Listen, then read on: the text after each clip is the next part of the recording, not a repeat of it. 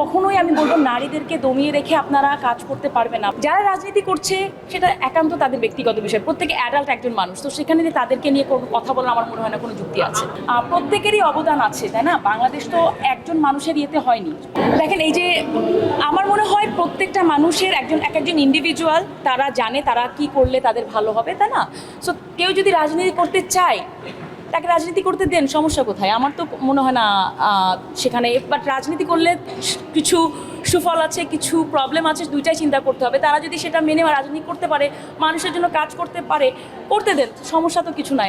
আমার তো মনে হয়। কিন্তু যারা রাজনীতিতে না, তাদেরকেও রাজনীতিতে টেনে হিচড়ে নিয়ে আসা, এরাও রাজনীতিতে চলে আসছে বা কোনোভাবে তাদের ইনভলভ করা, আমার মনে হয় এইটা একটু অন্যভাবে আমাদের চিন্তা করা উচিত। কিন্তু যারা রাজনীতি করছে সেটা একান্ত তাদের ব্যক্তিগত বিষয়, প্রত্যেকে অ্যাডাল্ট একজন মানুষ, তো সেখানে তাদেরকে নিয়ে কোনো কথা বলার আমার মনে হয় না কোনো যুক্তি আছে।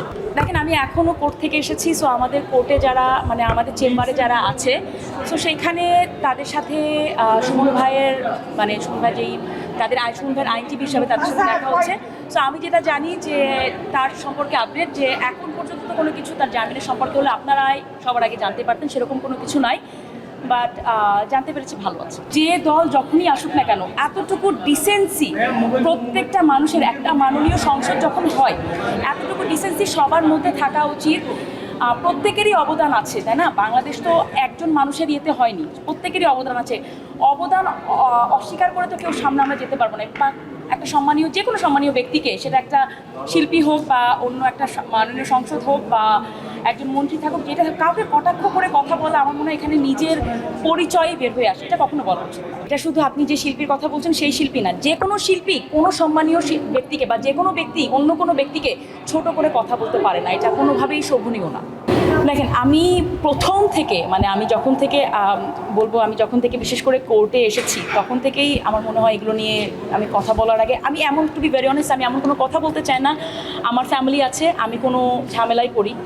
আমি আপনাদের সবার সামনেই বলছি, যে কোনো সংগঠনই হোক না কেন, সেটা যে সংগঠনই হোক না কেন, যে কোনো ধর্মীয় সংগঠন হোক বা যে কোনো সংগঠনই হোক না কেন, কখনোই আমি বলবো নারীদেরকে দমিয়ে রেখে আপনারা কাজ করতে পারবেন না। আপনাদের নিজেদের মাও একজন নারী, এইটাও আপনি দেখেন।